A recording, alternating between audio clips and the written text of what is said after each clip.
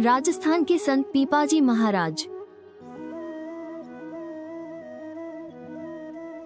संत पीपा का जन्म 1425 ईस्वी के लगभग चैत्र शुक्ल पूर्णिमा राजस्थान के झालावाड़ जिले में स्थित गागरोनगढ़ के शाही परिवार में हुआ था। उनका वास्तविक नाम प्रताप सिंह खींची था। संत पीपा मध्यकालीन भारत के एक महान संत, दार्शनिक और राजस्थान के गागरोन के राजपूत राजा थे और गागरोन किले के शासक थे, इसलिए उन्हें राजा पीपा भी कहा जाता है।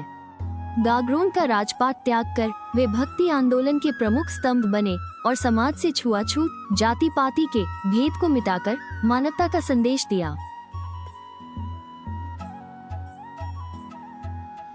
संत पीपा प्रारंभ में वे माता दुर्गा के भक्त थे। उनका जीवन शुरुआत में वैभव और राजसी सुखों से भरा था, लेकिन उनके मन में आध्यात्मिक जिज्ञासा जागी और उन्होंने सत्य की खोज शुरू की। कहा गया है कि पहले इन्होंने 12 वर्ष तक देवी की भक्ति की, पर एक दिन देवी से प्रार्थना की कि मुझे माया का सुख नहीं चाहिए, मुझे मुक्ति दो। देवी ने असमर्थता प्रकट कर कहा कि काशी में रामानंद रहते हैं, उन्हें गुरु बनाओ तो वे भक्ति का उपदेश करेंगे, जिससे निश्चय तुम्हें मुक्ति मिलेगी। उन्होंने अपना राज सिंहासन अपने भतीजे कल्याण राव को सौंप दिया।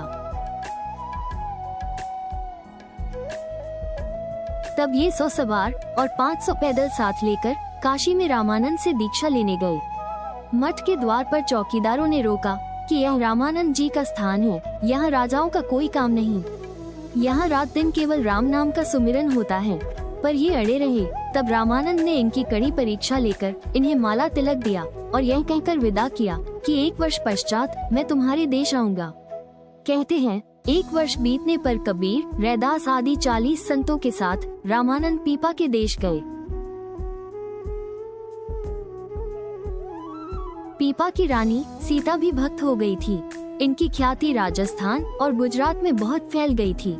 इनकी रानी सीता ने उसी भक्तिभाव से इनके साथ अनेक कष्ट सहकर संचर्या का निर्वाह किया। इनके विषय में कहा गया है कि पूरब में कबीर, रैदास, दक्षिण में नामदेव, उत्तर में धन्ना और बांधवगढ़ में सेन ने जैसे भक्ति की मर्यादा रखी, उसी प्रकार पीपा ने पश्चिम में भक्ति का प्रचार किया। गुरु के उपदेश से उनका जीवन पूरी तरह बदल गया। संत पीपा भगवान राम और श्री कृष्ण दोनों के भक्त माने जाते हैं, लेकिन उनकी भक्ति का स्वरूप निर्गुण भक्ति की ओर अधिक था।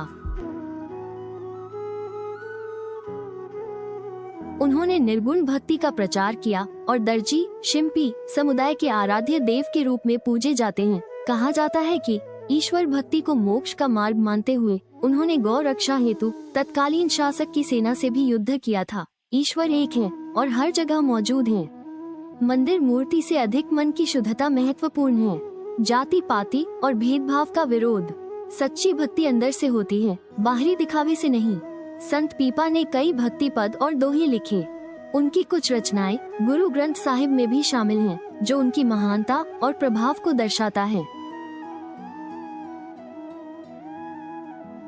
उनकी रचनाओं की विशेषताएं: सरल भाषा, गहरा आध्यात्मिक संदेश, समाज सुधार की भावना, गुजरात से संबंध। हालांकि संत पीपा का जन्म राजस्थान में हुआ था, लेकिन उनकी भक्ति और उपदेशों का प्रभाव गुजरात सहित पूरे भारत में फैला। गुजरात में भी उनके अनुयायी और उनके भजन आज भी गाए जाते हैं।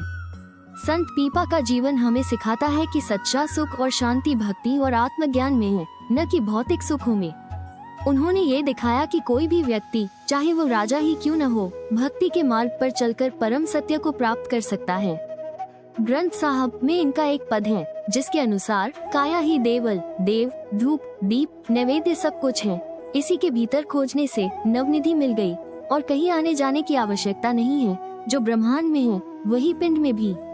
इससे इनकी भक्ति स्पष्टतः कबीर की ही भांति अंतर्मुखी भाव भक्ति है। जय श्री कृष्ण।